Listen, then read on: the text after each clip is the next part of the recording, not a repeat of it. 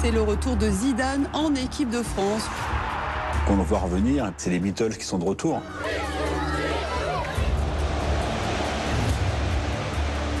Raymond Domenech est convoqué par les joueurs. Dans les grands matchs, il est là. Dans les grands matchs, il ne s'échappe pas. Dans les grands matchs, il répond présent.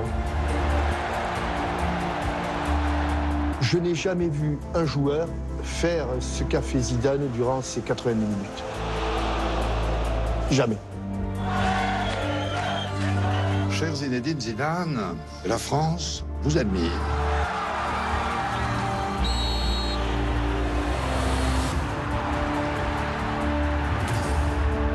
Pour lui, c'est normal. Il a été exemplaire tout le long de la compétition jusqu'à la finale. C'est un brin de folie chez les très grands. Tout le monde connaît le joueur, mais c'est un grand bonhomme. «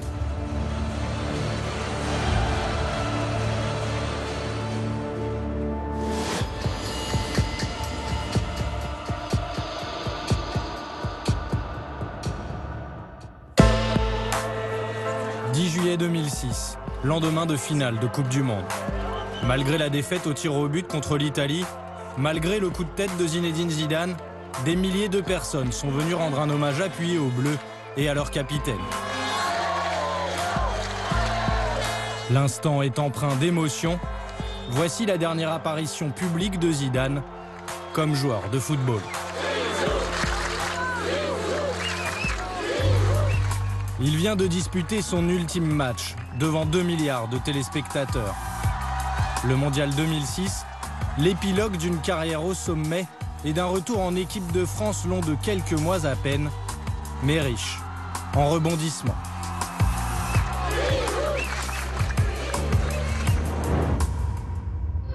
La grosse surprise de cette journée, c'est le retour de Zidane en équipe de France. Un an après avoir quitté les Bleus, il revient sur sa décision. 3 août 2005, une date historique pour le football français. Il ne s'agit pas d'une victoire sportive, mais bien du retour du joueur le plus emblématique des Bleus.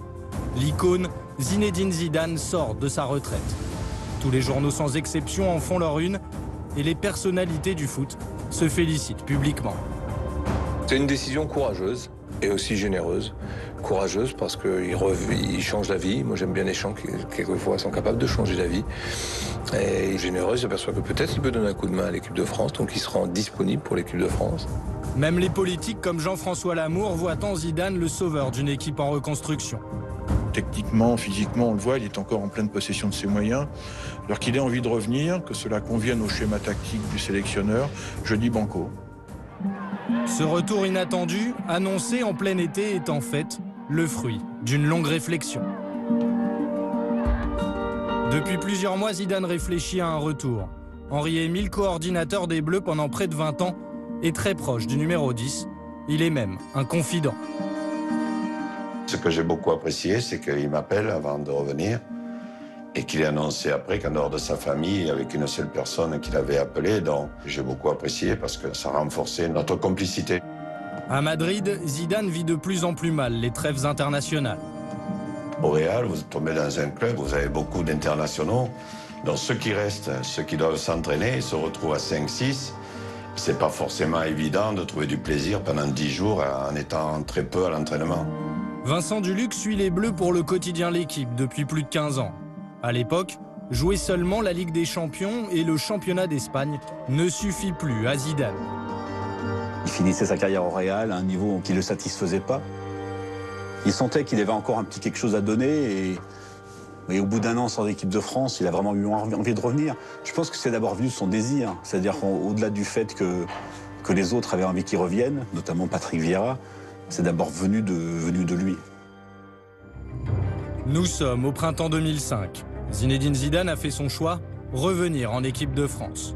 À Paris, dans les salons privés d'un célèbre palace, il met certains joueurs dans la confidence. Notamment le capitaine Patrick Vieira et un autre retraité international, Lilian Thuram, lui aussi tenté par un retour. Zinedine Zidane convie également Raymond Domenech, un épisode raconté par le sélectionneur de l'équipe de France dans son livre « Tout seul ». Zidane m'appelle pour confirmer le rendez-vous vers 18 h. L'un de ses amis vient me chercher au bar. Il m'amène dans un salon où Zidane, Thuram et Vieira m'attendent. Visiblement, ils ont mangé ici. Ils sont là depuis un moment. Ils ont eu tout le temps de discuter. Tant mieux. Les joueurs semblent alors dicter la conduite à suivre au sélectionneur. Les 4 hommes, parfois, ils demandent à Raymond Domenech de sortir. D'autres fois, ils le font revenir. Il est notamment question de l'annonce de leur retour en équipe de France.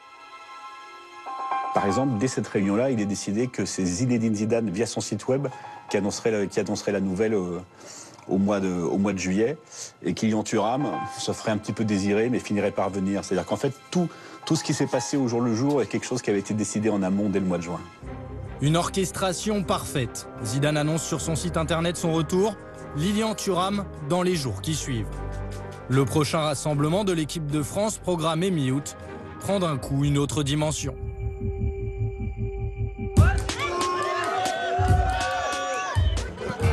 Au cœur de l'été, c'est par une porte dérobée que Zinedine Zidane retrouve les Bleus. À l'occasion de ce match contre la Côte d'Ivoire, difficile pour lui d'avoir un moment de tranquillité. Zidane est poursuivi par les fans et par les caméras. Tous veulent connaître son sentiment au moment de revenir chez les Bleus.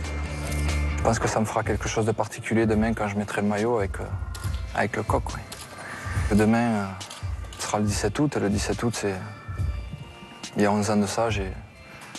C'est la fois où j'avais mis la première fois le maillot de l'équipe de France. Donc forcément, je vais retrouver cette équipe avec encore un peu plus d'émotion. Sa seule présence donne du faste à un match amical ordinaire. Car en plus, Zidane ne revient pas seul. L'équipe de France peut compter sur les services de Lilian Thuram et Claude Makélélé, eux aussi, sortis de leur retraite. Quand on le voit revenir, c'est les Beatles qui sont de retour. La Ligue sollicitait des clubs pour prendre des billets pour essayer de remplir le stade. L'annonce de son retour a fait qu'il n'y avait plus une seule place et tout le monde cherchait des places. Leur présence redonne confiance à tout le monde, aux fans comme aux joueurs. N'importe quelle équipe au monde, tu vois Zidane arriver, Thuram et Makélélé, quand même, ça booste un peu. Beaucoup même. Ils reviennent et je pense qu'ils vont apporter quelque chose à l'équipe de France. Alors, les états d'âme, on se les met de côté et surtout on bosse ensemble pour se qualifier. Forcément, avec Zidane, Thuram et Makélélé, un grand joueur par ligne, le paysage et le jeu ont changé instantanément.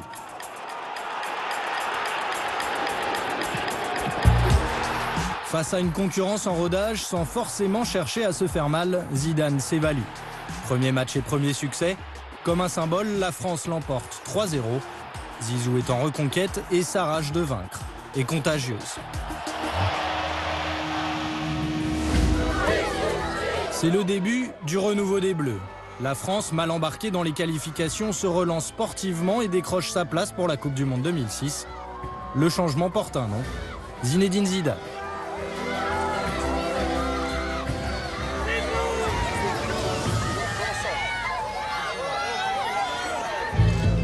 Zidane, une star sportive devenue une icône nationale. Son aura dépasse le cadre du simple football.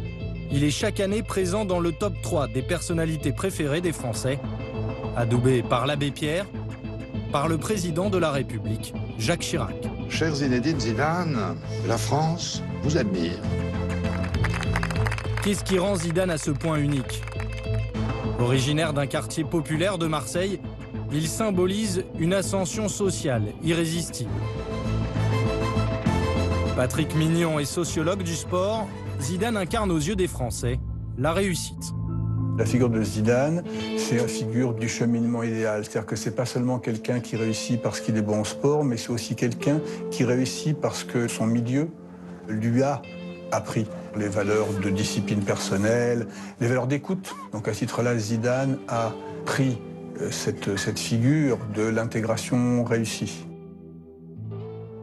Et son retour en équipe de France renforce son image auprès du grand public.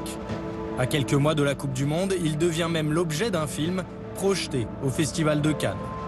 17 caméras haute définition captent ses moindres faits et gestes. Zidane est filmé sous tous les angles par des caméramans ayant évolué avec les plus grands, comme Martin Scorsese ou Pedro Almodovar. Celui qui se regarde, il aura l'impression d'être quelque part Un petit peu, pas dire, mais en train de jouer, quoi. Une œuvre unique pour un homme unique.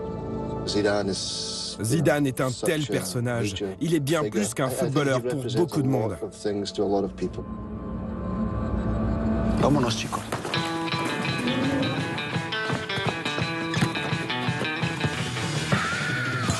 À mesure que la Coupe du Monde 2006 approche, Zinedine Zidane devient omniprésent sur les écrans. Un film, des reportages et des dizaines de publicités, il a le monde des marques entre ses mains. Les son retour en 2005 sont d'ailleurs réservés à un de ses sponsors. Retrouvez en exclusivité mondiale les déclarations de Zinedine Zidane en touche 2. Comme je l'ai toujours dit, l'équipe de France a toujours été la chose la plus importante qui soit arrivée. Orange, Danone, Canal Satellite, Adidas ou encore Audi se sont associés à lui pour un total, selon l'Express, de 8,6 millions d'euros de contrats publicitaires.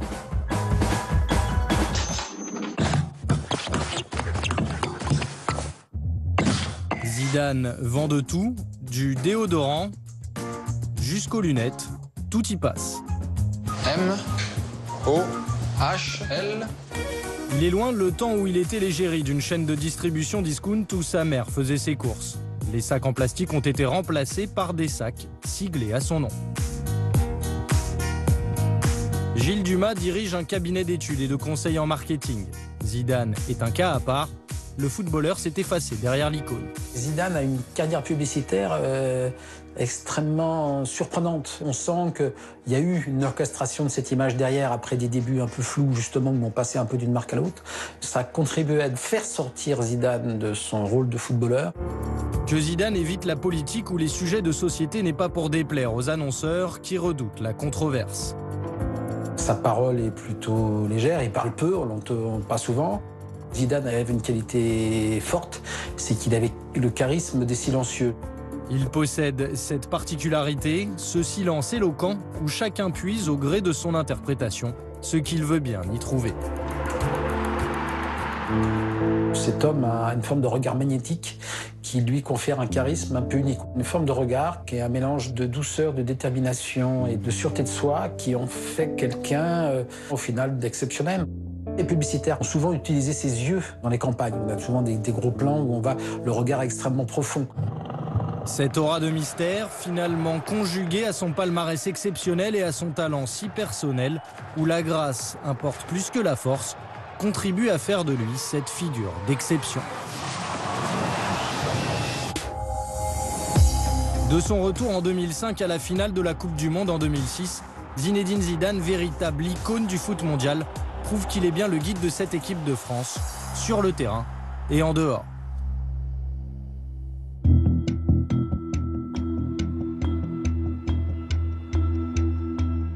Il est timide et très gentil, il est à l'écoute des gens et il se fait beaucoup d'amis grâce à ses qualités. C'est pour ça que je suis avec lui d'ailleurs. Bordeaux, il y a 20 ans. Aux côtés de sa femme Véronique, Zidane garde le silence. Cette timidité ne le prédestinait pas à porter un jour le brassard de capitaine de l'équipe de France. Jean-Michel Larquet, un des plus célèbres journalistes sportifs français, se souvient d'un Zidane décisif sur le terrain, mais très réservé lors du Mondial 1998. Je ne vais pas définir Zizou comme un patron. Le leader, c'est Didier Deschamps en 98. Pas forcément le meilleur joueur du 11 titulaire, mais c'est celui qui est le meilleur relais entre les joueurs et l'entraîneur. Celui qui, sur le terrain, par un mot, recadre une équipe, recadre un joueur.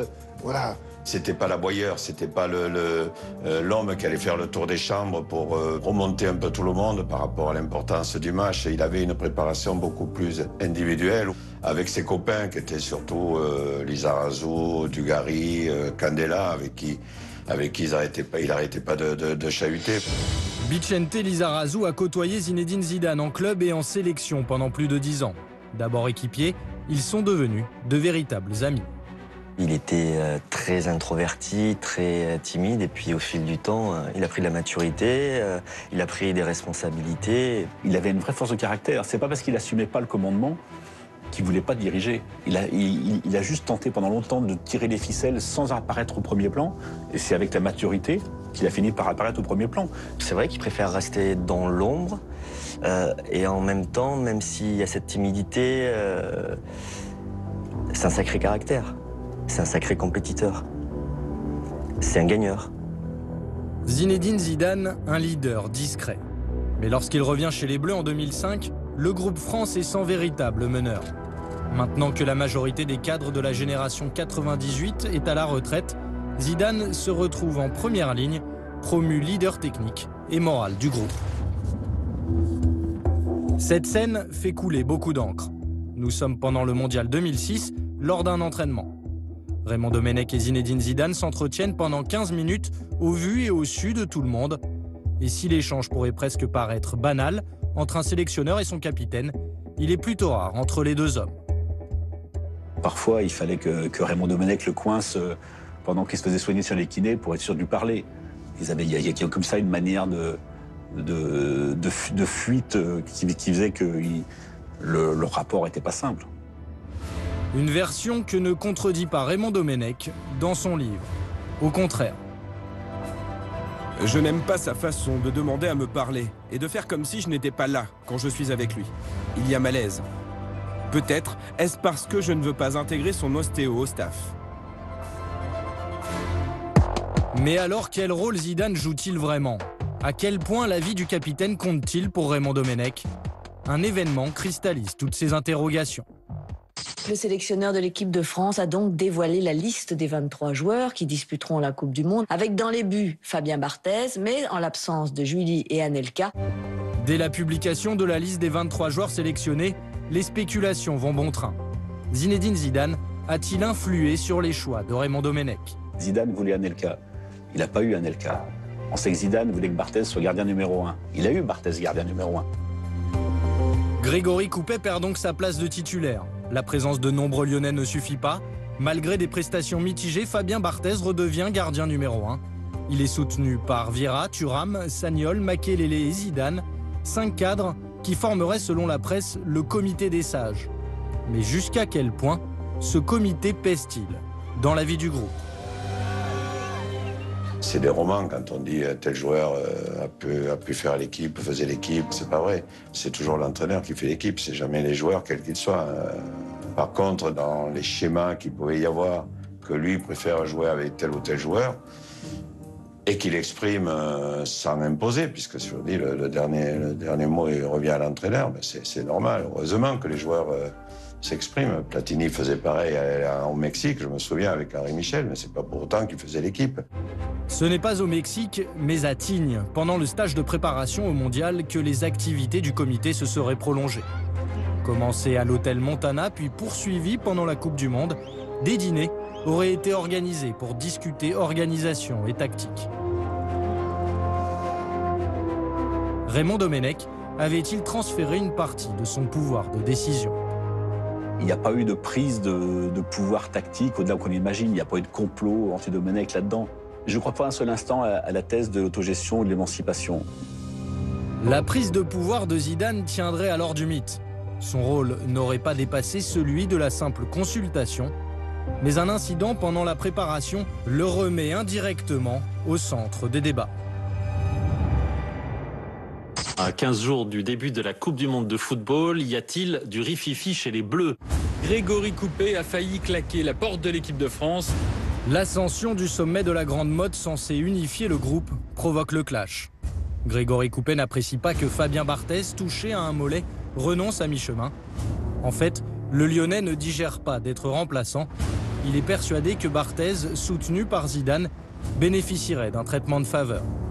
Coupet quitte le stage puis se ravise. Le malaise est palpable. Certains joueurs manient l'humour pour fuir la polémique. Il n'y a rien eu, donc en tout cas je ne suis pas au courant, donc ça s'arrête là. On peut la refaire?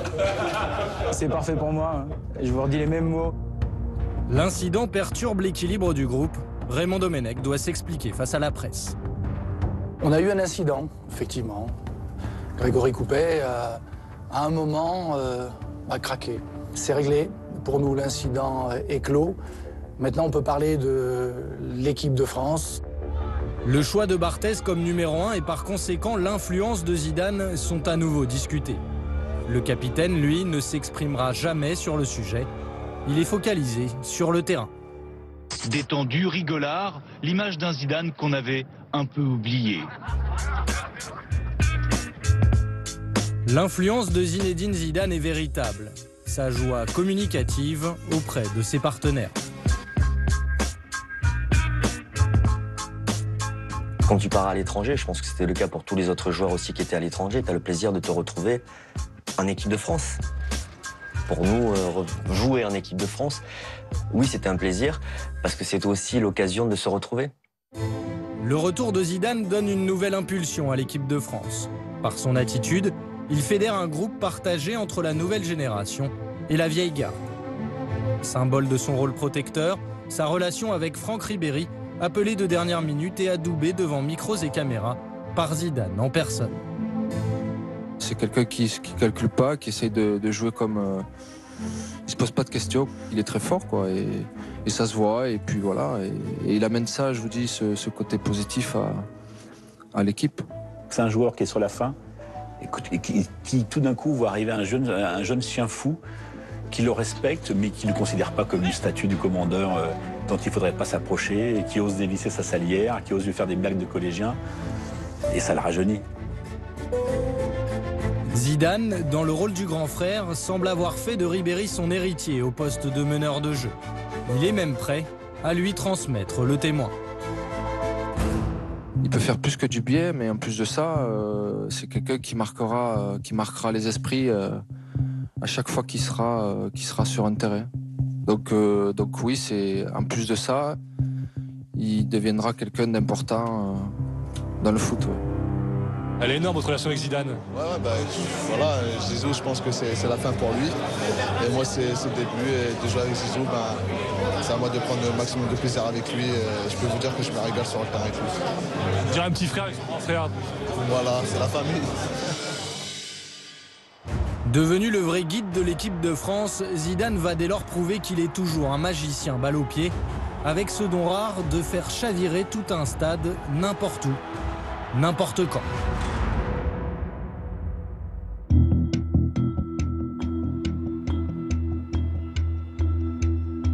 Et si c'était le plus grand match de la carrière de Zinedine Zidane?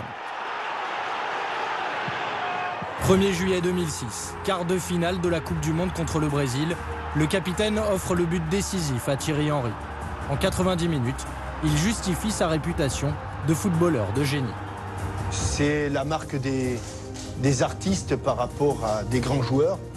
Les grands joueurs, ils récitent à la perfection leur rôle. Et puis il y a les artistes qui créent. Zidane invente ces gestes qui font sa légende. Dans les grands matchs, il est là. Dans les grands matchs, il ne s'échappe pas. Dans les grands matchs, il répond présent. Plus la retraite approche, plus Zidane semble fort. Comme si le capitaine retrouvait une seconde jeunesse. Et pourtant, les mois précédents, l'équipe de France et son capitaine n'emballent pas les spécialistes. Zidane sort de 2 saisons moyennes. Face aux interrogations sur son âge de 34 ans notamment, il semble imperturbable. Quand vous avez l'état d'esprit, quand vous avez l'envie, quelquefois, c'est pas forcément le plus important de s'être entraîné longtemps ou avoir joué beaucoup.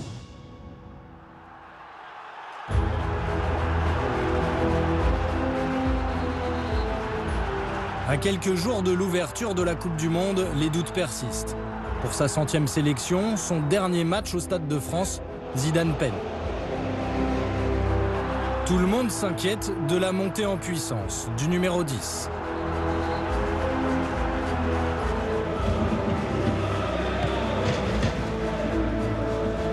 D'autant que cette Coupe du Monde sera sa dernière compétition. Il le confirme le 30 avril 2006. Désormais, Zinedine Zidane n'a qu'une obsession, marquer la Coupe du Monde de son empreinte. Tout est tourné pour lui vers la préparation athlétique, physique, psychologique de la Coupe du Monde. Le reste, soit ça ne l'intéresse pas beaucoup, soit il n'a plus les ressources physiques et mentales de disputer une saison entière avec une équipe du niveau du Real. Loin des critiques et des doutes, sa préparation n'est dès lors dédiée qu'à un seul but. Partir à la retraite sur un deuxième titre de champion du monde et son attitude à valeur d'exemplarité. Il y a très peu de joueurs qui peuvent allier, je dirais, la fantaisie à une certaine, comment je pourrais dire, longévité, voilà. Donc ça prouve que derrière ces qualités techniques, il y a quelqu'un qui travaille énormément. Il a beaucoup travaillé physiquement, il s'est entraîné sérieusement, il avait une hygiène de vie très stricte.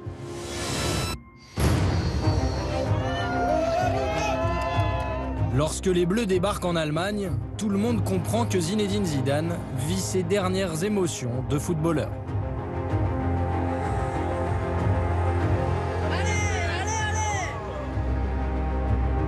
Il y avait deux destins parallèles, le destin collectif de l'équipe de France, c'était de se dire est-ce que de nouveau cette équipe de France peut rendre le public heureux? Est-ce que l'histoire qu'on a vécue en 98 et en 2000 peut recommencer?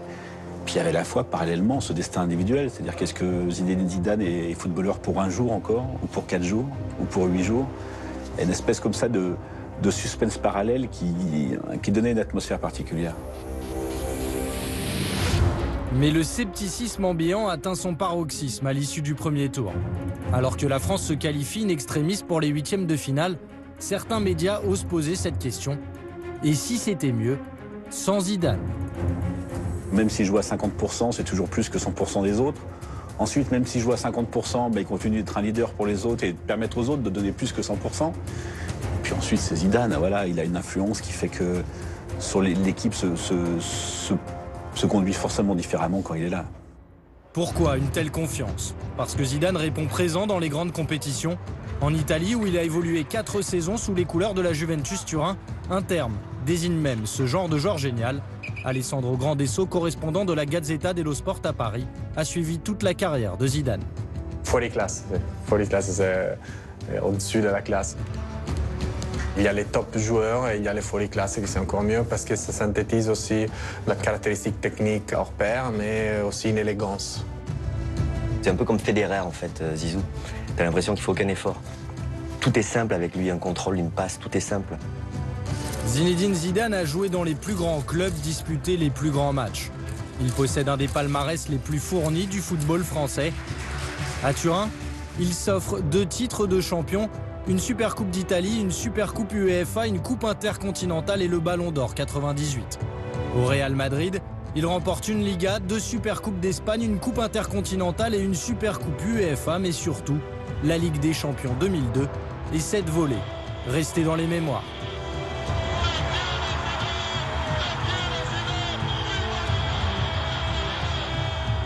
Pablo Polo Santias, journaliste à Marca, repense régulièrement à ce geste unique. On le voit tous les jours encore à Bernabéu, chaque fois avant le match. Il se passe une vidéo avec le but plus important du Real Madrid et il manque pas toujours. Il est toujours là, la volée de Zidane et le président qui regarde sur la tribune. C'est comme quelque chose qui est déjà un classico de Bernabéu, le but de Zidane. Le Mondial 2006 doit venir parachever une carrière exceptionnelle, élever Zidane au rang de mythe du football mondial avec un 2e titre de champion du monde. Mais sur la route de la France, il y a l'Espagne en 8e de finale. La presse ibérique fait ses gros titres sur une équipe de France trop vieille. Elle se délecte d'expédier un Zidane vieillissant à la retraite. Il est une bénédiction pour tous ceux qui l'ont eu. Pour vous, pour nous, pour moi qui suis des Real Madrid. Mais ce qui est dommage, c'est qu'il se fait vieux. Il est très bon, mais demain, il prend sa retraite. Zidane s'en va, c'est son dernier match, son ultime partie. Quand on leur a traduit que, ça y est, pour les Espagnols, c'était le jubilé de Zizou, ça a été une très très bonne préparation. Après un premier tour difficile, cette polémique gonfle l'orgueil des Français. C'est bon pour leur confiance, je sais pas, peut-être que c'est leur motivation, mais bon, nous aussi on est très contents de jouer les Espagnols, donc après la vérité sera sur le terrain. Il y a toujours un peu de provoque là, sur les France-Espagne, ça ne me dérange pas. Ouais, mais bon, on sait très bien que les Espagnols n'ont jamais gagné. Enfin, du moins pour l'instant. C'est pas près d'arriver. C'est vrai qu'on s'est précipité un peu parce que on a fait une retraite de Zidane un peu plus avant. Le sélectionneur de l'équipe d'Espagne, Luis Aragonès, poursuit l'entreprise de déstabilisation médiatique, se moquant de la moyenne d'âge de l'équipe de France. L'équipe de France est si vieille qu'elle n'a plus beaucoup de dents. Indirectement, il vise Zinedine Zidane. Il laisse parler les autres, mais je peux vous dire que c'est un super compétiteur, c'est un sacré compétiteur. Zidane ne dit rien, sa réponse va venir du terrain, cinglante et implacable. Se viene Zidane, digo partido liquidado, acá está Zidane, espera Agüito, que golazo de Zizou, gol! 91e minute de jeu. Zinedine Zidane marque le 3e but français.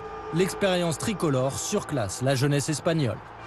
J'ai le regret de dire aux Espagnols parce que c'est vrai qu'ils nous ont assez chambré là-dessus. C'est pas ce match-là. Et voilà, donc l'aventure continue. C'est beau, c'est très beau, très content pour lui, surtout pour nous. On a une équipe de vieux, mais on sait être patient. Les jeunes s'essoufflent plus vite en général. Zidane, symbole des Bleus métamorphosés. En 90 minutes, il chasse les doutes et les critiques. Qu'on puisse se poser simplement la question, pour moi, était un drame. Mais bon, c'est comme ça. Et nous, avec notre petite équipe de vieux, on va continuer à avancer encore.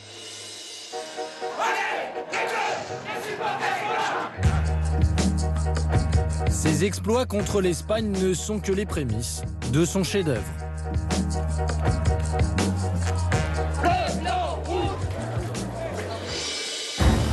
La France se prépare à rencontrer le Brésil et ses stars Ronaldo, Ronaldinho ou Juninho. Les champions du monde en titre, une équipe à part aux yeux de Zinedine Zidane. Il le confie à quelques mois du Mondial 2006. Je crois qu'on n'a rien envié à aucune autre nation. La seule équipe qui peut être redoutable et la seule équipe qui l'a toujours été, c'est le Brésil. Le Brésil, un adversaire qui inspire Zinedine Zidane. En 1998, il marque par 2 fois, offrant aux Bleus leur plus grand succès, la Coupe du Monde. Tout le monde va penser qu'il a fait le plus grand match de sa vie en finale de la Coupe du Monde 98 contre le Brésil. C'est vrai que marquer 2 buts en finale de la Coupe du Monde, ça ne peut pas être quelque chose d'anodin. Mais tout au bout de sa carrière, le match le plus complet, le plus brillant, le plus fascinant, le plus magique, ça reste France-Brésil. Ce 1er juillet 2006, avant même le coup d'envoi, Vincent Duluc a un pressentiment. Nous, en tribune de presse, on avait de la chance. On était à 15 mètres du terrain, tout en bas du stade de Francfort. On les voyait presque aller toucher. Ça ressemblait pas à un quart de finale de la Coupe du Monde. Dans le couloir, on les voyait qui discutaient, qui s'embrassaient. Il y avait une espèce de fraternité comme ça avant que ça commence. Et ça, dans cette atmosphère-là, j'étais persuadé qu'il serait effectivement le meilleur. Il avait l'air tellement apaisé, tellement serein. Dès les premiers ballons qu'il touche, il leur fait la misère là au milieu de terrain. C'était fascinant. C'est-à-dire qu'on se rendait compte que quand le Brésilien arrivait, Zidane avait déjà décidé ce qu'il allait lui faire. Et sur la prise de balle, déjà, il lui faisait perdre 3 mètres. Sur le premier contrôle, l'autre montait dans le bus. Enfin, c'était absolument fascinant. Je pense qu'il n'a jamais été aussi fort que ce jour-là. J'en ai vu des matchs. J'en ai commenté près de 1500, mais j'en ai vu peut-être 10 fois plus. Je n'ai jamais vu un joueur faire ce qu'a fait Zidane durant ces 80 minutes. Jamais. Jamais. Tout ce qu'il a fait, c'était parfait. Ses premiers ballons donnent le ton, celui du récital de Zinedine Zidane. C'est le peintre qui réussit son chef-d'œuvre, et s'il le recommence 1000 fois, il ne retrouvera jamais son coup de pinceau, son inspiration.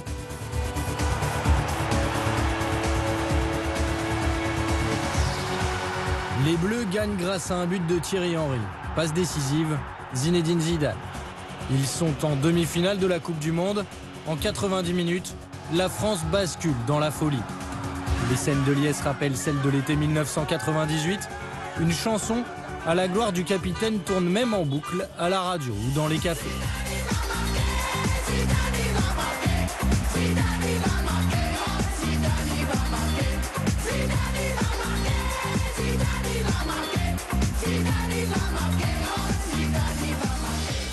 Poussés par cet élan populaire, portés par leur capitaine, les joueurs croient plus que jamais en leur destin. Je suis allé le voir à la fin pour aller le féliciter parce que voilà, c'était beau. Et t'as répondu quoi? Rien, pour lui c'est normal. Un pénalty contre le Portugal dans la foulée d'un but contre l'Espagne et d'une prestation incroyable contre le Brésil. Dans le sillage du magicien Zidane, la France renoue avec son glorieux passé. Comme en 1998, l'équipe de France dispute la finale de la Coupe du Monde.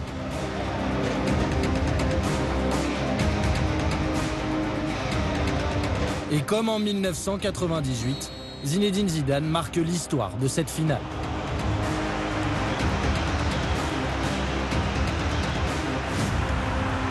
La France mène 1-0 contre l'Italie grâce à un geste incroyable, une panenka. Frapper le pénalty comme il le frappe, c'est quand même gonflé. Hein. Il faut le faire. Même ses partenaires comme Alou Diarra sont stupéfaits. Il fait cette panenka, un geste fou en finale de Coupe du Monde. On se dit comment il a pu tenter ce geste-là à ce moment-là. On voit la balle toucher la transversale et rentrer, et c'est là où il y a eu des frissons et en même temps une immense joie après ce but. Il sait que c'est un geste risqué, il sait que c'est un match très important, mais il le tente et il a réussi. Roland Courbis a entraîné Zinedine Zidane à Bordeaux. Il voit dans ce geste impensable quelque chose d'irrationnel. Tirer ce pénalty avec une panenka, j'attaque pas une carrière de détective et je ne me prendrai pas pour Sherlock Holmes. Mais c'est pour moi la démonstration que Zizou, ce soir-là, est dans un état second. Zidane restera dans l'histoire du football pour son élégance balle au pied, mais aussi pour son côté imprévisible, voire impulsif.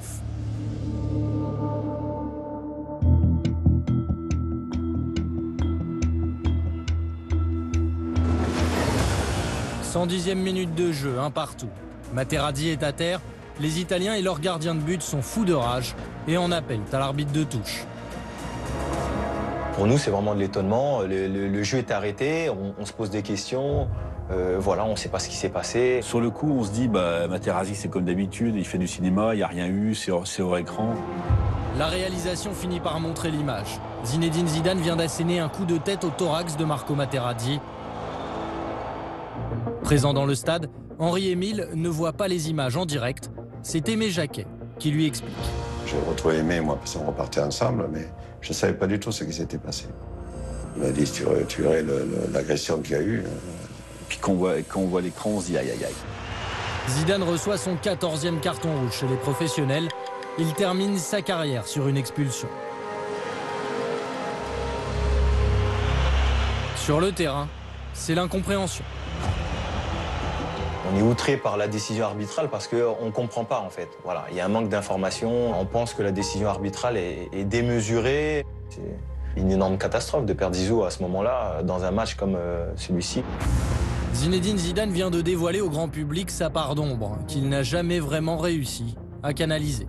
Il avait énormément de talent, mais il avait aussi du caractère. C'est un brin de folie chez les très grands. Van Gogh avait un brin de folie et je pense que Zizou se situe à ce niveau dans un tel geste. Zinedine Zidane, c'est un miroir à deux facettes. D'un côté, un homme doux, gentil, au naturel réservé. De l'autre, il est aussi un impulsif, un sanguin. À cause de son passé italien, on savait qu'il avait des points faibles. Zidane, il avait une pression énorme sur lui et tous les joueurs le savent, le sentent sur un terrain et ils savent comment intervenir, en particulier Materazzi.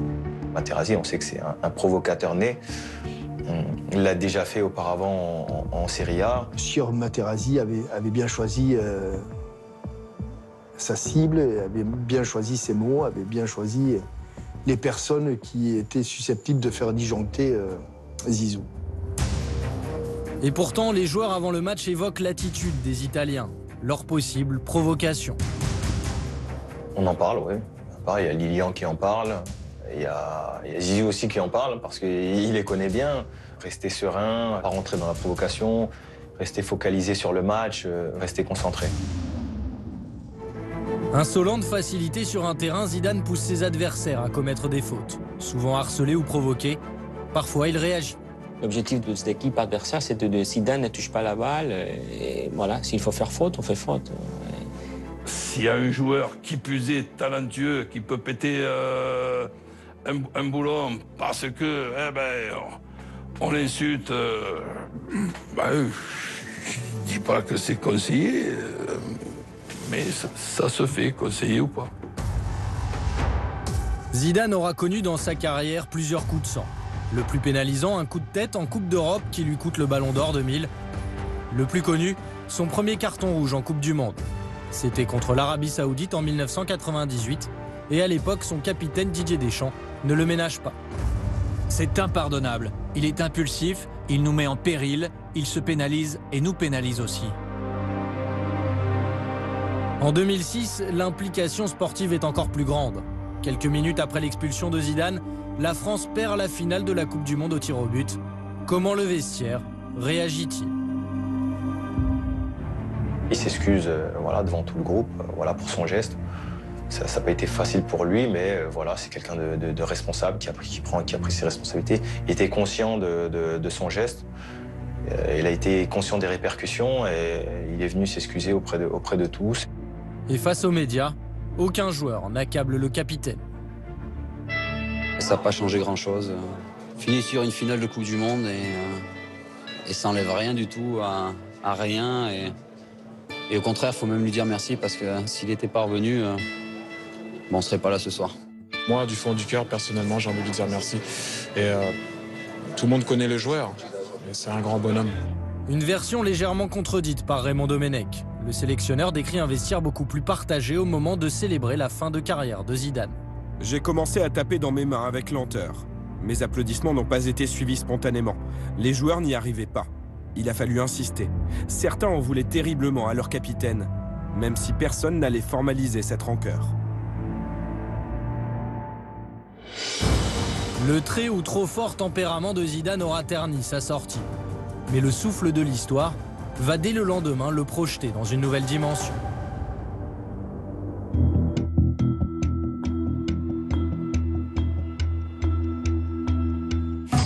L'emballement est à la mesure du poids de Zinedine Zidane, gigantesque.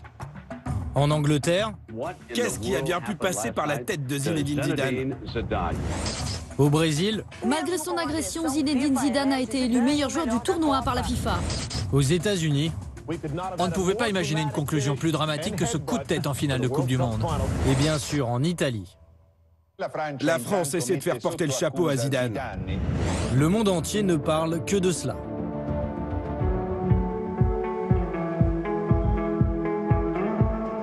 Pour le public français, le débat n'est pas de savoir si la victoire italienne est méritée, mais si Zidane a eu raison ou pas de faire ce geste.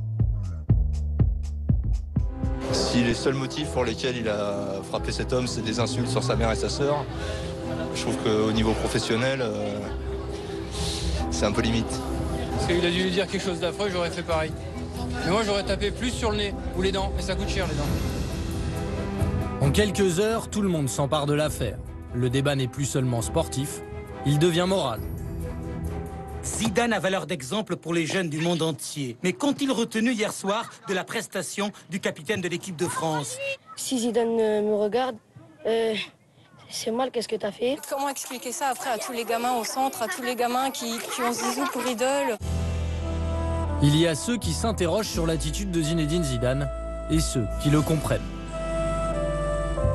Je crois qu'il a commis une faute, évidemment, mais cela ne peut pas remettre en cause. D'abord, l'immense admiration que j'ai pour le grand sportif, le grand footballeur, admirable, mais aussi la confiance que j'ai dans l'homme. Il y a une vraie différence dans la perception du coup de tête entre le milieu du foot spécialisé et le milieu du foot grand public. Le grand public a trouvé toutes les excuses du monde à Zinedine Zidane. Mais tant mieux, pourquoi pas. En plus, il a une telle carrière, c'est tellement un immense joueur qui mérite cette indulgence-là. Mais en revanche, ceux qui jouent au foot, ceux qui connaissent le foot, donc les joueurs, les entraîneurs, savent exactement que c'est lui qui a eu tort, que c'est celui qui réagit qui pénalise son équipe. Si en France comme à l'étranger, les débats se multiplient, l'équipe de France, encore sonnée par la défaite, ne mesure pas encore l'ampleur du phénomène. Ça n'a pas été évident. J'ai fait nuit blanche, voilà, je ne vais pas vous mentir.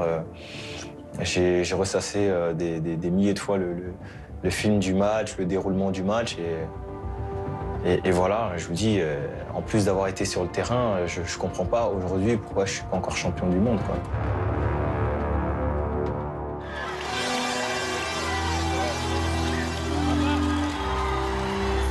Dès le lendemain de cette défaite, les Bleus ont les honneurs de l'Élysée. Face à l'homme le plus controversé du moment, le président de la République donne lui aussi son avis. Et il est, on ne peut plus clair. Cher Zinedine Zidane, ce que je veux vous dire, au moment le plus intense peut-être, un moment dur de votre carrière, c'est l'admiration. Et c'est l'affection de la nation tout entière, son respect aussi. Une déclaration forte au nom de tous les Français, mais qui ne stoppe pas le phénomène. Une chanson, des jeux qui permettent aux internautes de mimer le geste de Zidane, des parodies sur les télévisions du monde entier.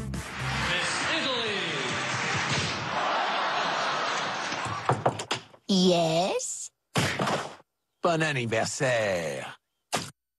La polémique devient incontrôlée et incontrôlable. Le coup de boule de Zizou caracole en tête dans les moteurs de recherche. Muet jusqu'à présent, Zinedine Zidane finit par prendre la parole. Le 13 juillet, 4 jours après la finale, il se confie à Claire Chazal dans le journal télévisé le plus regardé d'Europe et accuse Marco Materazzi, le défenseur italien. Quand on attaque votre mère, votre sœur, et qu'on essaye plusieurs fois, enfin, quand on vous le dit une fois, 2 fois, que vous vous tournez et que vous essayez justement d'éviter ça, au bout de la 3e fois, bah forcément, il s'est passé ce qui s'est passé. Je peux pas vous dire que je suis fier de ce geste, mais en même temps, je le regrette pas, parce que si je le regrettais, ça voudrait dire que je donne raison à tous ces mots que cette personne m'a dit. Et ça, je peux pas l'accepter. Une communication parfaitement maîtrisée pour préserver son image d'icône. Les communicants qui travaillaient avec Zidane ont très vite essayé de renverser l'opinion pour faire de Zidane une victime. Les annonceurs de Zidane ont très vite balancé des pages entières de pub sur Zinedine Zidane, l'ami des enfants, voilà. Tout a été orchestré pour faire de Zidane une victime et de faire de Materazzi le coupable. Des sondages viennent montrer que 60% des Français pardonnent à Zidane son geste violent. Plus de la moitié affirment même qu'ils comprennent sa réaction. La stratégie fonctionne. C'est un être humain, donc il a ses forces et ses faiblesses. À partir de là, on ne peut pas juger. Non, je trouve que c'est bien, parce qu'il n'a jamais parlé aussi longtemps, je crois. Il ne regrette pas, et je trouve ça bien aussi, parce que je pense que ce qu'on a dû lui dire devait être passablement odieux pour qu'il fasse ça. Quelqu'un de normal aurait réagi probablement de la même manière. Une indulgence rare, voire unique. Le privilège des plus grands. Zidane nous fait perdre la Coupe du Monde par son erreur, mais pour autant, on ne touche pas à Zidane. N'importe quel autre joueur l'aurait fait, il devait quitter le territoire tellement il était en danger. Non, lui, on lui accordait tout. On oublie tout grâce à notre petit Zizou. On devient fou et on lui lance des bisous.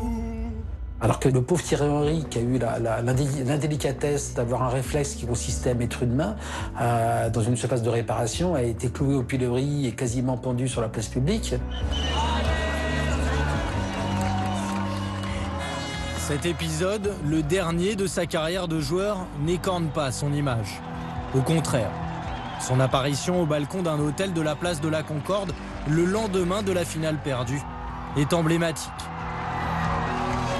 Ce coup de tête fait partie intégrante de la légende Zidane. Une légende, c'est pas seulement parce que quelqu'un réussit tout. C'est parce que chez celui qui réussit, il y a une faiblesse.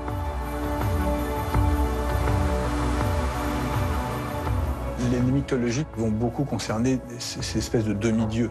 Et qui sont ces demi-dieux? Sont ces gens qui sont à la fois héroïques, par certains côtés divins, et par un autre côté radicalement humains, de par l'expression de leur faiblesse.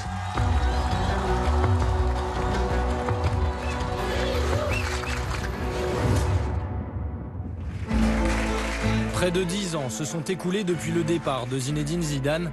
10 années pendant lesquelles la France s'est en vain chercher un successeur. La France, partagée entre le souvenir de Zidane joueur et l'espoir d'un futur inéluctable. Tout le monde imagine son deuxième retour, cette fois-ci dans le costume de sélectionneur. Zidane, il a besoin aussi de franchir des étapes, d'évoluer un peu comme entraîneur. Il faut passer par la case club et la case club Ligue 1, Liga espagnole ou Ligue 1 française ou tout autre championnat. Le destin de Zinedine Zidane et celui des Bleus semblent liés à tout jamais. Il y aura Zidane comme sélectionneur, c'est logique. Ça c'est pas un rêve.